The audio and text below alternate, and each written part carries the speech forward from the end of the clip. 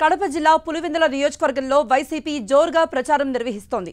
ఇందులో భాగంగా లింగాల మండలంలో వైఎస్ఆర్సీపీ నాయకులు ముమ్మరంగా ప్రచారం కొనసాగిస్తున్నారు.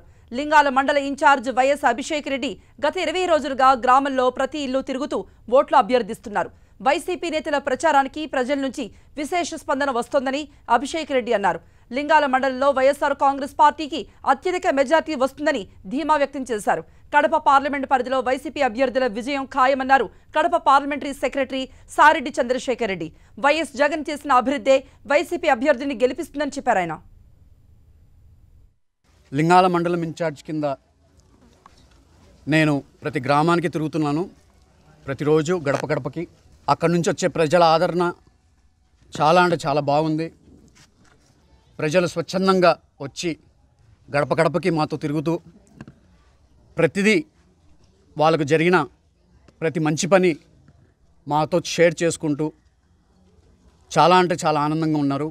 లింగాల మండలం అనేది మా కుటుంబానికి ప్లస్ పులివెందులకి చాలా అంటే చాలా ముఖ్యమైన మండలం. ఎప్పుడు కూడా లింగాల మండలంలో మనకి వైఎస్ఆర్ కాంగ్రెస్ పార్టీకి చాలా అంటే చాలా మంచి మెజారిటీ వస్తుంది.